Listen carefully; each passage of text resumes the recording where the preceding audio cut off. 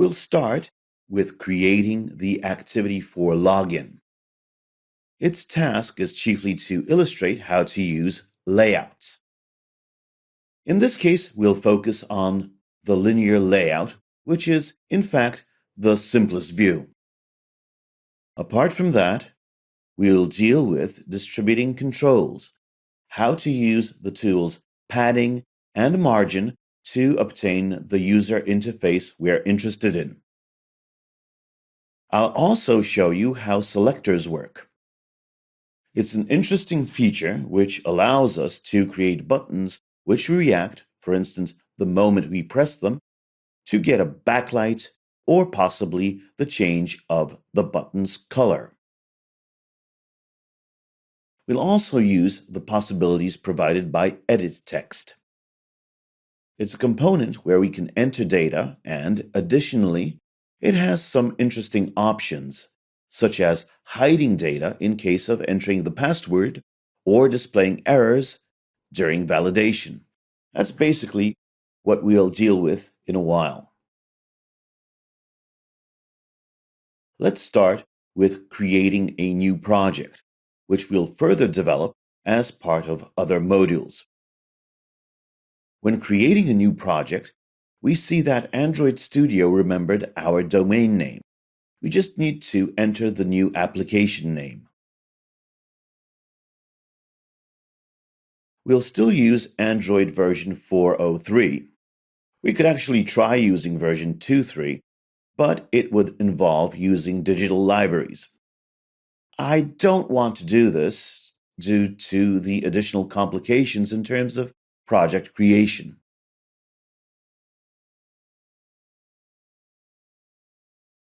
We choose an empty activity because we want to deal with what we're interested in entirely on our own. We'll call the activity Login Activity and change its title to Login.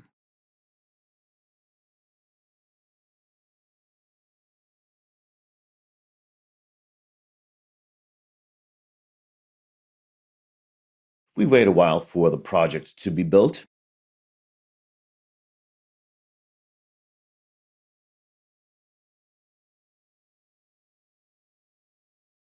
The result is we get a very similar view to the previous one. As I've already mentioned, we'll use the linear layout. That's why we modify the relative layout, which is generated by default.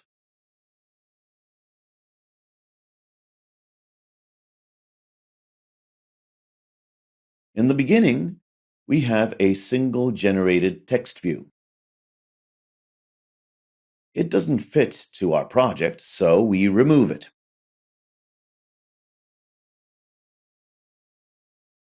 We start by creating two text fields, which will store our login and password.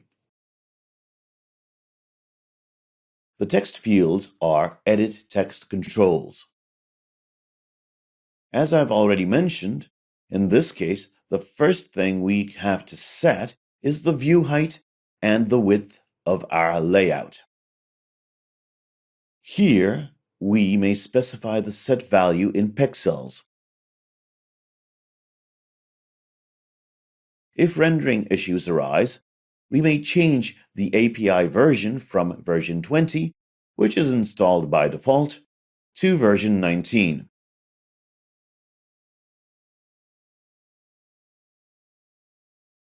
The issue with the text field is that if we set its size to 500 by 100 pixels in case of Nexus 4, it takes up over half of the screen.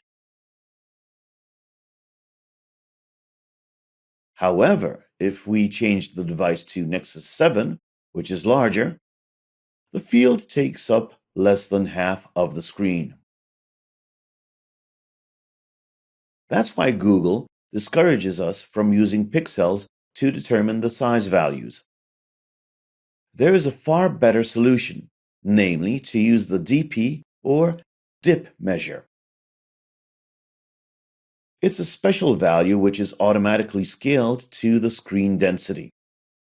It means that regardless of which screen the control is displayed on, it will always take up more or less the same space. It's useful, particularly in case we use clickable buttons or elements. In such cases, we have to be sure that our elements will have the right size, which makes it easier to click them. The size recommended by Google is 48dp, which is the clickable size regardless of the device it is run on. Both the DIP and DP notations are correct and mean exactly the same. The DP unit is used more often because it is shorter. However, we most often use defined constants. In the earlier module, I showed you the wrap content constant. Its job is to take up only as much space as needed to store the content. Currently, we don't have any content, so the minimum value is taken. If we set any text on the text field, the component size will stretch enough to take up the needed space. If we wanted to get a component with a full screen width, it'd be better to use the match parent constant.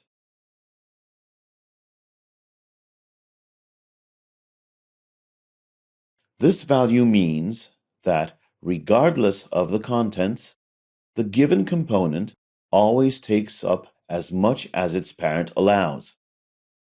That is, the layout, which includes it. In our case, we have a linear layout, which has values set as match parent by match parent. That is, that it will take up the full screen. Due to this, our component will adjust to the full screen width. In the case of text fields, the width is often set as match parent and the height as wrap content. We already have the first edit text. Now we can add another one.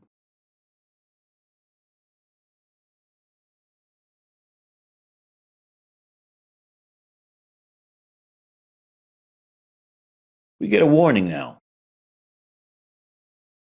It's a notification that we're trying to set the default horizontal orientation, simultaneously trying to insert two components which try to take up its full width. This means that the components will be placed next to one another, so given that they both want to occupy the full width, only the first one will be placed there, whereas the second one will land outside the screen. The simplest solution is to use the vertical orientation. It causes the components to be displayed one under the other. Now, we just need to add a button.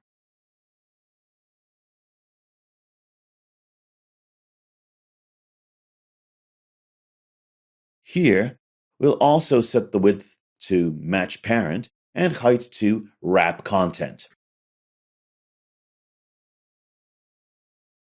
We can also set the text which will be displayed in the button. When entering the button text, we get another prompt. Inside Android Studio, Link is launched. It's a tool supplied together with Android, which tries to analyze the code we write and find potential errors there.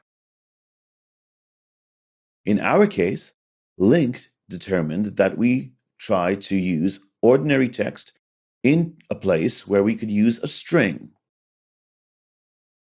We get information that we should use a resource. As before, we can use the Alt-Enter shortcut to see the default solution to the problem. It is separating the text we want to insert to the resource and changing our text into a reference to a resource. It boils down to specifying the name under which our text will be hidden inside the resources. The resource is created automatically, and we get a reference to it. We can see our strings XML file, where we can find a new login field, which includes our translation.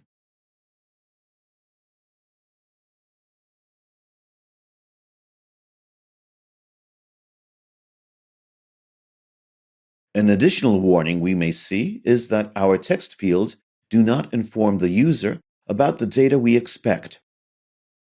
Therefore, I can specify the type of accepted data, possibly a prompt displayed the moment no data is displayed yet. In our case, we'll use a prompt.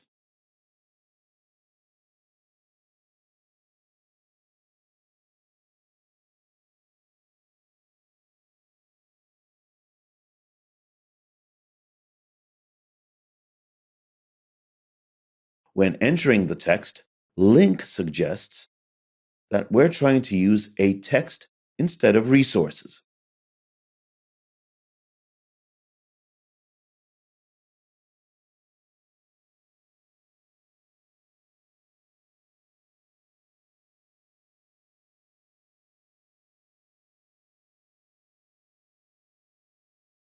Moreover, in case of the text field used for the password, it's good to specify the input type in order to obtain automatic password hiding when entering it.